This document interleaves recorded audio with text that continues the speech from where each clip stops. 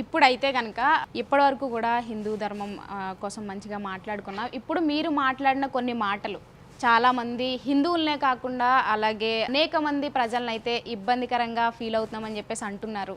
ఎవరు వాళ్ళు ఏమిటవి? అన్య మతస్థులు అందరూ కూడా అది ఏమిటి వాళ్ళ మీద కామెంట్స్ అలా చేస్తున్నారు. వాళ్ళు మరీ తక్కువగా కించపరిచి మాట్లాడుతున్నారు అంటున్నారు. అది ఏమిటి? అదే వాళ్ళ ధర్మం కాదు నాన్న, కాదు.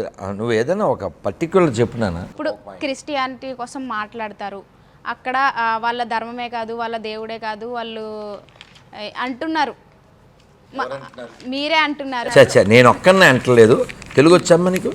చండి అదిగో అంబేద్కర్ గారు ఏమన్నారు, అనిబిస్ అంటే ఏమన్నారు, ఒకసారి పైకి చదువు. అంబేద్కర్ వాచ. భారతీయులారా, మీ తాత ముత్తాతల మరియు మీ తల్లిదండ్రుల మతమైన హిందూ మతంలో పుట్టి మీ హక్కుల కోసం మీ మతమైన హిందూ మతంలోనే వీరుల్లా పోరాడి సాధించుకోవాలి.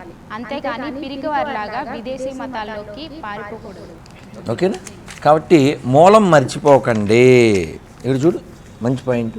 ఎవరి స్థానంలో వారు ఉంటే ఏ సమస్యలు రావు కదా. ఇప్పుడు నువ్వు ఆటో మీద వచ్చి మాకు పైకి వచ్చి మా అందరితో నేను ఆడి కారు వేసుకొచ్చానని చెప్పావు. మేము నమ్మి కిందకు వచ్చాం. నువ్వు ఆల్రెడీ ఇంటికాడ పెయింట్ డబ్బాతో ఏయుటీఓ ఉంచి ఆ టీఓ తీసేసి డిఐ అని రాసావు. మోసమా కాదా? మేము అప్సెట్ అవుతామా? అవుతారు. అంతే. అలా అప్సెట్ అయినప్పుడే ఇవన్నీ వస్తాయి. సెక్యులరిజం అనే ఒక వర్డ్ ఉంది. పచ్చి బూతు మాట, పచ్చి బూతు. ఎందుకంటారు? ఏ అబద్ధం కాబట్టి. ఎందుకు అబద్ధం? ఇప్పుడు నువ్వు నిరూపించు. నిరూపించడం కాదు, ఆ వర్డ్ ని మనం అందరూ రెస్పెక్ట్ ఇవ్వాలి, అందరూ పాటించాలి. కాదు కాదు నాన్న, నేను మీ నాన్నగారిని సార్ అన్నాను. ఆయన ఏమనాలి చెప్పు? ఆయన కూడా నన్ను అనాలి కదా, సార్ అనో అండి అనో. అవునా? ఎరా అంటే బాగోదు. రియాక్షన్ వేరేలా ఉంటుందిగా. కొంచెం సరదాగా చెప్తాను. ఐ కాల్ యూ అండి టిల్ యూ కాల్ మీ అండి.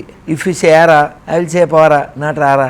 ఒక అబ్బాయి ఫోన్ చేశాడు నాన్న చాలా ఏళ్ళ క్రితం. గురుగారండి, మా ఫ్రెండు నన్ను చర్చికి రమ్మంటున్నాడు, రేపు సండే అన్నాడు. ఇవాళ ఏ వారం అన్నా?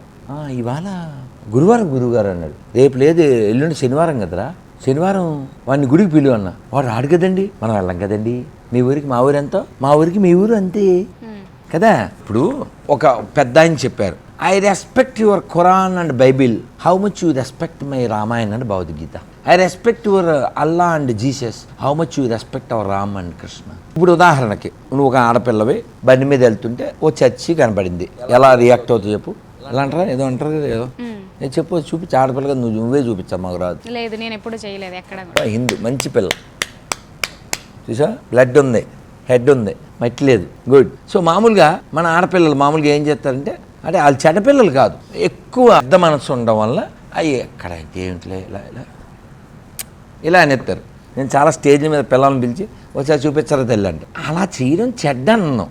వాళ్ళ ఉదార హృదయం అది. అంటే మసీదులో కూడా దేవుడు ఉన్నాడని మన ఆడపిల్ల భావించింది. అది బంగారు తల్లిది.